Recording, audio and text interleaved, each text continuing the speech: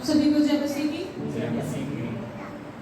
जो भी आपके सामने वचन पढ़ा गया, जो पाया जाता है मत्ती उसका 27 उसके 46 और 47 वर्ष में, जिसमें इस प्रकार लिखा है कि हे मेरे प्रभु, हे मेरे परमेश्वर, तूने मुझे क्यों छोड़ दिया।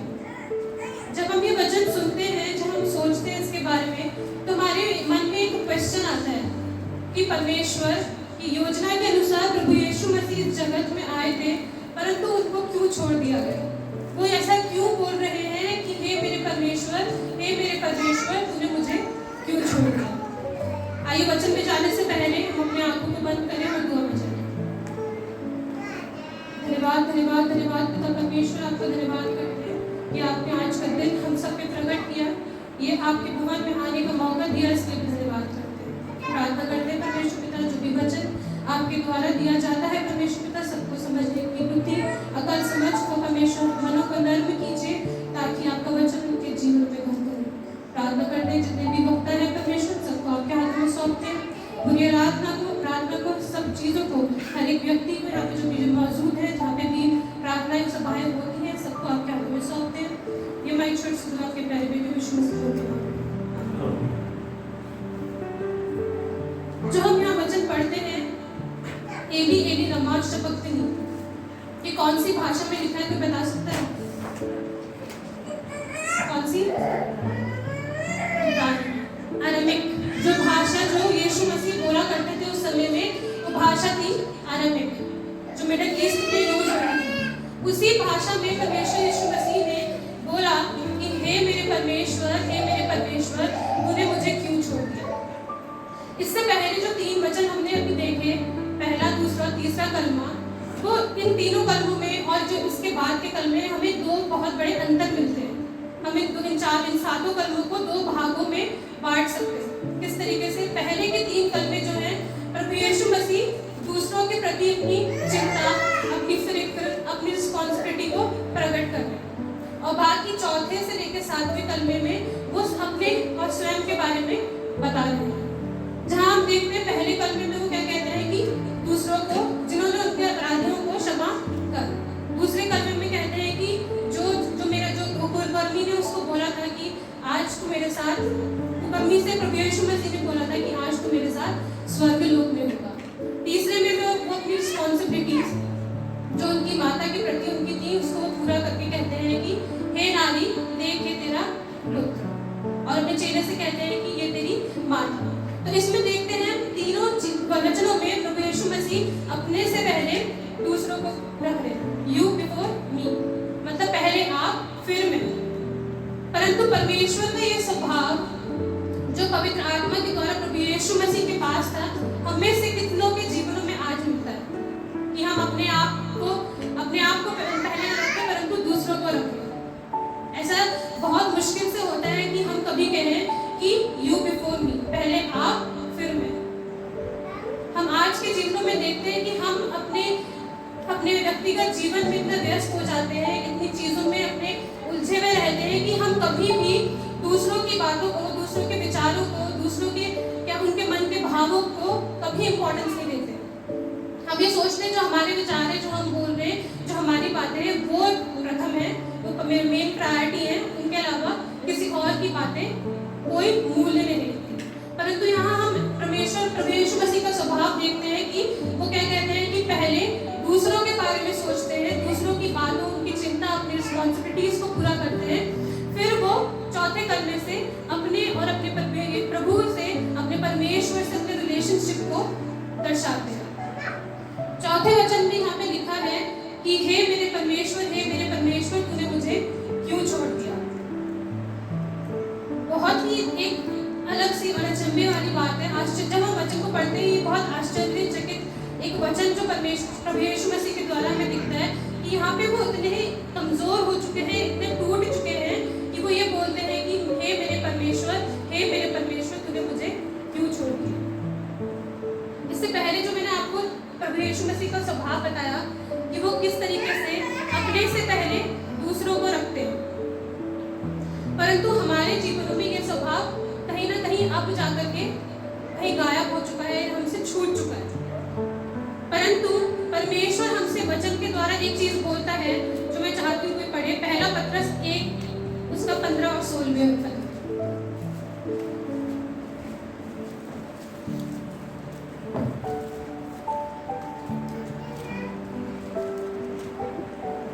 पहला पत्रस उसका 1 उसका 15 और 16 पद। बल्कि जिस तरह तुम्हारा बुलाने वाला पाक है, उसी तरह तुम भी अपने सारे चाल चलन में पाक बनो, क्योंकि पाक कलाम में लिखा है, पाक हो इसलिए कि मैं पाक हूँ।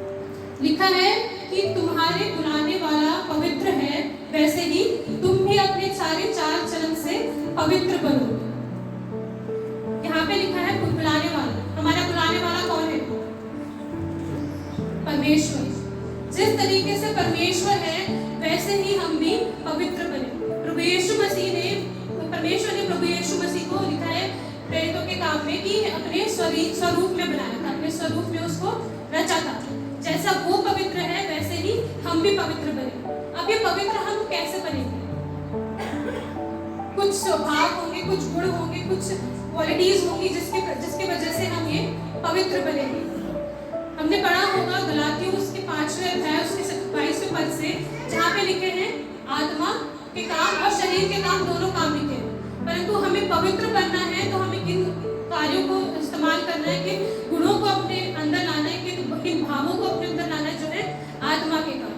कोई पढ़े गलातियों उसका 5 उसका 22वां अध्याय। और आत्मा का फल प्रेम, आनंद, शांति, धीरज, कृपा, भलाई, विश्वास, नम्रता और संयम है। ऐसे कामों के विरोध में कोई भी व्यवस्था नहीं। Thank you. हम यहाँ देखते हैं कि 9 लिखे गए हैं आत्मा के काम। अब जब हम इन आत्मा के कामों को पढ़ते हैं एक के बाद एक, तो कभी किसी ने महसूस किया कि इनके बीच में एक बहुत प्यारा और सुंदर लिंक है। जब हम पढ़ते हैं प्रेम, आनंद, शांति, धीरज, जब हमारे अंदर, हमारे हृदयों में परमेश्वर के प्रति प्रेम होता है, जब हम हमारे अंदर किसी भी हमारे प्रियजन, हमारे घर वालों के प्रति प्रेम होता है, तो हमारे अंदर क्या होता है?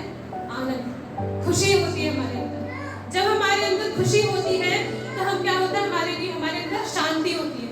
कभी खुश इंसान को हमने अशांत देखा है? नहीं। जो खुश होगा वो हमेशा शांति का उसके अंदर स्वभाव होगा। जब अगर वो शांत होगा तो उसके अंदर क्या होगा? पेशेंस, धीरज। वो हर कार्य अपना सहज से सोच समझ के परमेश्वर से आज्ञा मांग करके वो अपना हर एक कार्य करेगा। जब उसके अंदर धीरज होगा तो उसके अंदर कृपा भी होगी।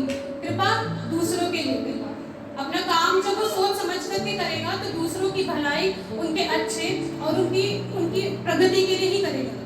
और जब अगर हम में भलाई होगी तो हम दूसरों के लिए भलाई जब करेंगे तो उसके अंदर क्या होगा? परमेश्वर के लिए विश्वास उत्पन्न होगा।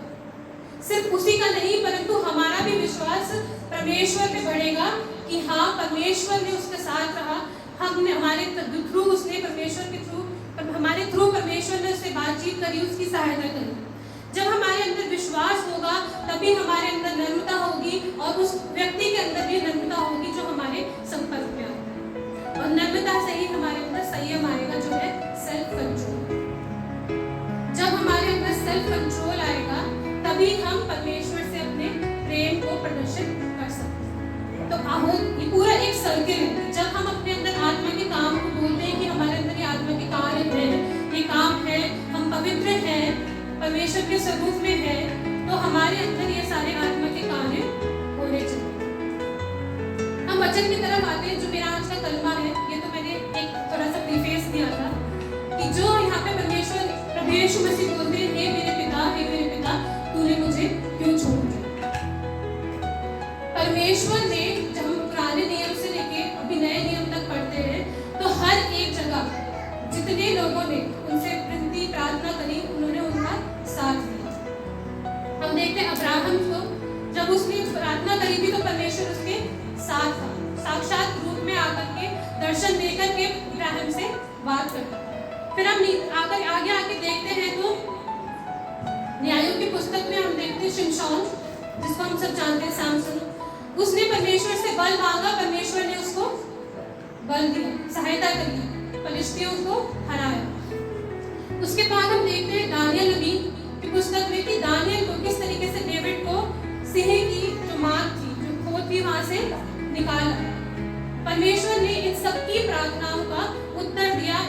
कभी नहीं छोड़ा। फिर हम देखते हैं राजा दाऊद का एग्जाम्पल। राजा दाऊद के साथ परमेश्वर ने लिखा है, वचन में लिखा है कि उस परमेश्वर के मन के अनुसार व्यक्ति दाऊद को कहा गया। हर एक कार्य जो उसके जीवन में होता था वो परमेश्वर के अनुसार होता था। जब दाऊद के द्वारा पाप भी हुआ, उसने पश्चाताप किया, तो परमेश्वर ने उसके आकर के सुनी, उसकी प्रार्थनाओं को उसको उत्तर दिया। आगे हम देखते हैं कि अय्यूब की पुस्तक में अय्यूब के भी साथ परमेश्वर रहा। हर एक परिस्थितियों में जब वो परेशान था, जब उसके घर वालों ने, प्रियजनों ने, उसके सब संसाथियों ने उसका साथ छोड़ दिया, परंतु परमेश्वर ने उसका साथ नहीं छोड़ा। तो इन हर एक चीजों के बारे में हम देखते हैं कि परमेश्वर ने कभी भी अपने जिन्होंने उनसे मांगा, उसने उनका उस मांग को, उस प्रार्थना को सुना और पूरा किया। परंतु यहाँ पे क्यों परमेश्वर का पुत्र, जो वो कहते हैं ये मेरा प्रिय पुत्र है, यीशु मसीह, उनको छोड़ा और ये बोला, वो ये बोलते हैं, हे मेरे पिता तूने मुझे क्यों छोड़ दिया? इसका भी उत्तर हमें वचन से मिलता है। हम पहला पत्रस 2:24।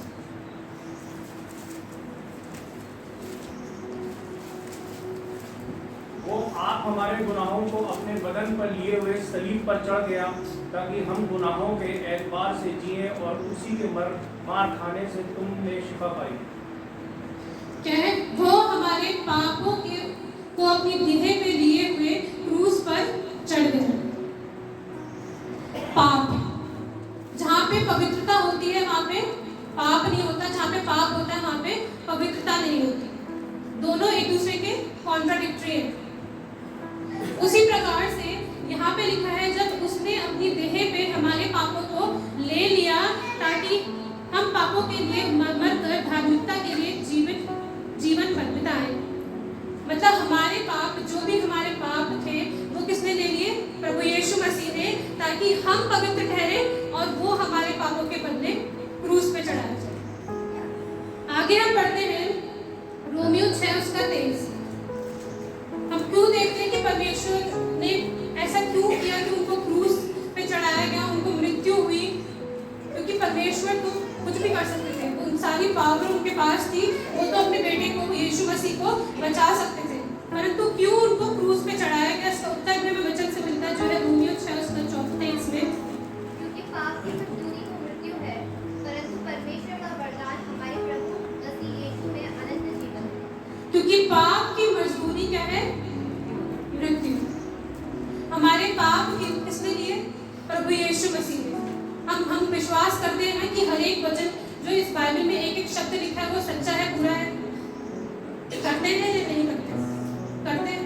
तो ये वचन जब वहाँ लिखा है, क्योंकि पाप की मजदूरी मौत है, जब प्रभु यीशु मसीह ने हमारे सारे पापों को अपने ऊपर ले लिया, तो उनको तभी वो मृत्यु का स्वाद चखना पड़ा। अगर वो हमारे पापों को नहीं लेते अपने ऊपर, तो वो मृत्यु को भी नहीं देखते, परंतु हमारे जीवन के लिए, अनंत जीवन के लिए, जो इसमें लिखा है आगे, परंतु परमेश्वर का वरदान हमारे प्रभु यीशु मसीह में अनंत जीवन है। हमारे अनंत जीवन के लिए हमारे पापों को अपने ऊपर ले लिया। इसी वजह से परमेश्वर ने अपना हाथ उनके ऊपर से उठा लिया, क्योंकि परमेश्वर बहुत पवित्र है। वो कभी भी अपवित्र चीज के नजदीक या उसके सानिध्य, उसके पास में नहीं आता। तो जब यीशु मसीह ने हमारे पापों को ले लिया, अपने आप को हमारे पापों से अपवित्र कर लिया, तो परमेश्वर, उनका स्वर्गीय आत्मा, उनका पवित्र आत्मा यीशु मसीह के ऊपर से चला गया। और इसीलिए वो इतने निर्बल हो गए, वो इतने टूट गए, वो इमोशनली भी इतने हिट हुए होंगे कि जिनके बारे में मैंने इतना सोचा, जिनके बारे में मैंने इतना अपने परमेश्वर से हमेशा विनती करता था, जिनके बारे में मैं अभी भी सोच रहा हूँ, वो मुझसे कह रहे इसको सलीबी मौत।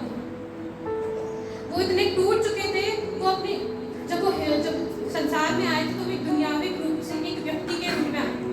तो जो ये संभव है कि वो भी अपने पीड़ाओं से, अपने जो उनको चोटें, उनको कीलें ठोकी गई थी, उससे वो दुखी होंगे, दर्द में होंगे। पहले वो सारी आजमाइशों को सहन करते थे, आगे बढ़ जाते थे। जब उनको शैतान ने अंगूरी के ऊपर आकर के बोला था कि तू मेरे आगे दंडवत कर, उनको वहाँ पे स्वर्गदूतों ने, स्वर्ग आत्मा ने उनका साथ दिया, आगे गतसमनी के बाग में भी जब वो प्रार्थना करते थे, तब उनका पवित्र आत्मा ने उनकी सहायता करी। हर एक कार्य में पवित्र आत्मा ने उनकी सहायता करी, क्योंकि वो पवित्र थे। परंतु जब उन्होंने सलीबी मौत पे, जब क्रूस पे चढ़ाए गए, तो हमारे पाप उनके ऊपर डाल दिए गए और वो अपवित्र बन गए, और परमेश्वर का आत्मा, परमेश्वर का पवित्र आत्मा जो उनके ऊपर था, वो उनके ऊपर से चला गया। वो सामर्थ्य उनके ऊपर से चली गई। हम अपने जीवनों में, जब अपने व्यक्तिगत जीवनों में होते हैं, तो हमें अपने जीवनों को जांचना चाहिए। हमें यहाँ से एक इतनी अच्छी प्यारी सीख मिलती है कि जहाँ पे भी हम अपवित्रता में जाएंगे, अपवित्र होंगे, परमेश्वर का साया, उसका बातचीत, उसका जो आशीषें हैं, उसकी जो सामर्थ्य है, वो हमारे जीवनों से चली जाएगी। आप में से बहुत से लोग होंगे या सुनते होंगे, आपके आसपास में या जो भी जिनसे भी आप मिलते होंगे, वो ये कहते होंगे, कभी आपने सुना होगा कि मैं बहुत परेशान हूँ, मैं बहुत दुखी हूँ, परमेश्वर मेरी प्रार्थनाओं को नहीं सुनता, परमेश्वर मेरे साथ नहीं है, पता नहीं क्या हो गया है कि मैं परमेश्वर मेरी प्रार्थना को सुनता ही नहीं है, क्यों मुझमें मेरे पास इतने दुख है, क्यों मेरे पे इतनी आजमाइशें हैं। बहुतों ने सुना होगा कि लोग बहुत ऐसा बोलते हैं, परंतु क्यों हम ऐसा बोलते तो हैं, परंतु कभी हमने अपने आप को जांचा, अपने आप को परखा? पहला थिस्सलुनीकियों उसका 5 उसका 21 पद में पढ़े।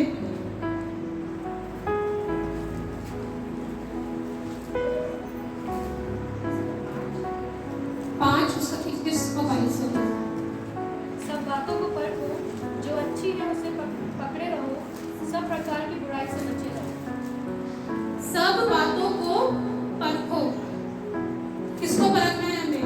हर एक बात को जो हम अपने जीवन में करते हैं, जो हम अपने जीवनों में बोलते हैं, उसको हमें क्या करना है?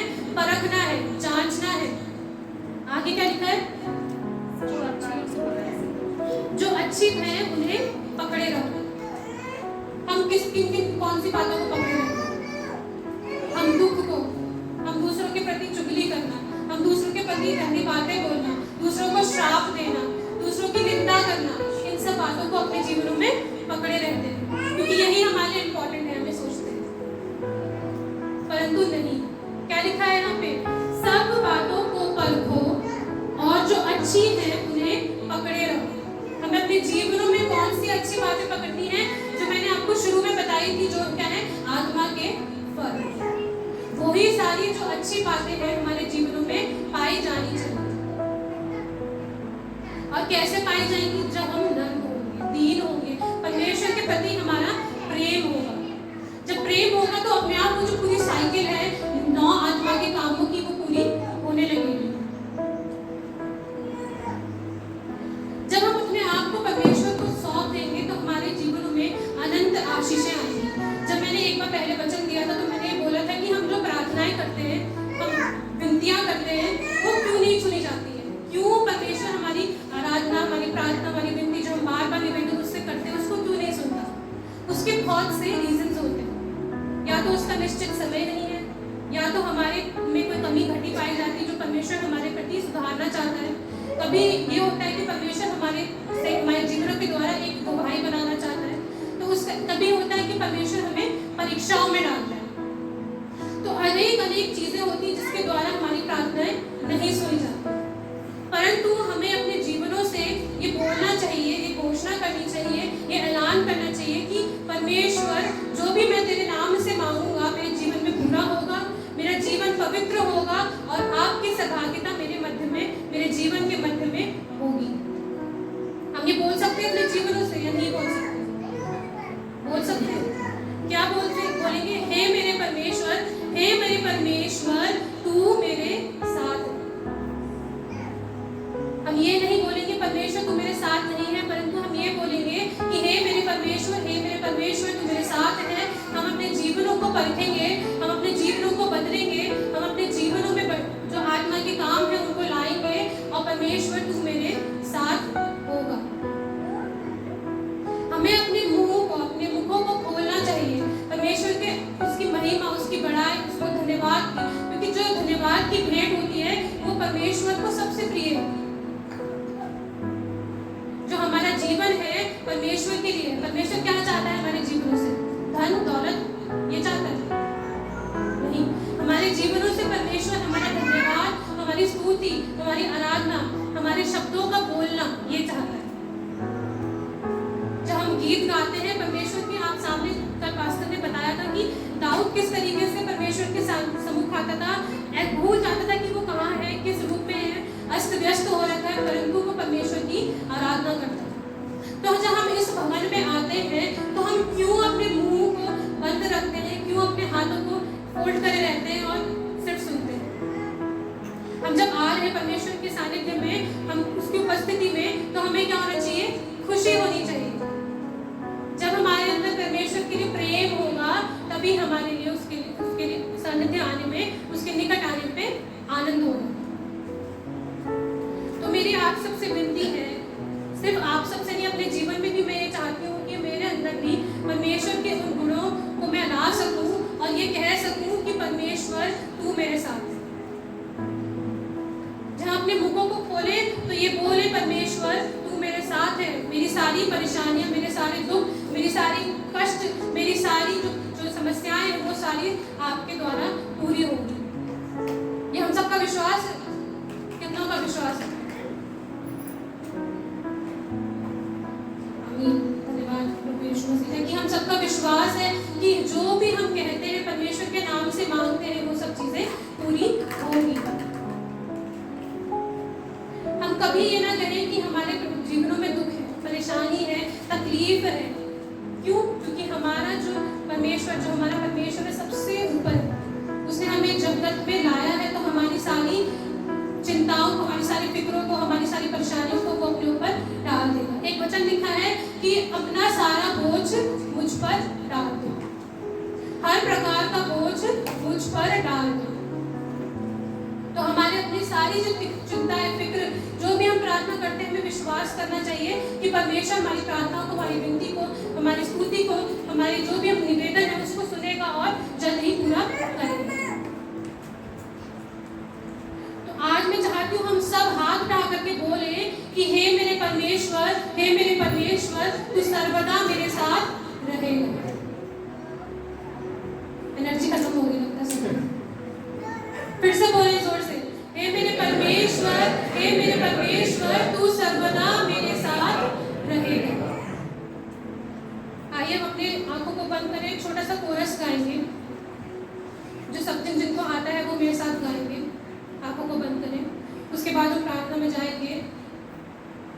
अब्राहम का प्रभु, इस्हाक का प्रभु, याकूब का प्रभु, तू मेरा है। अब्राहम का प्रभु, इस्हाक का प्रभु, याकूब का प्रभु, तू मेरा है।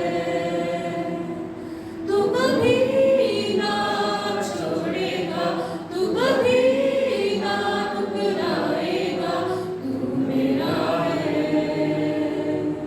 तू मेरा है। तू कभी ना छोड़ेगा, तू कभी ना ठुकराएगा, तू मेरा है, तू मेरा है। हमेशा आपको आशीष दे। Hey guys, hope you are doing good. Thanks for watching this video. Make sure you drop like, share, subscribe and comment down below your favorite part of this video. We have given the links of our social media handles in our YouTube page. Go and check it out and follow us on Instagram for more updates. Thank you for watching this video. God bless.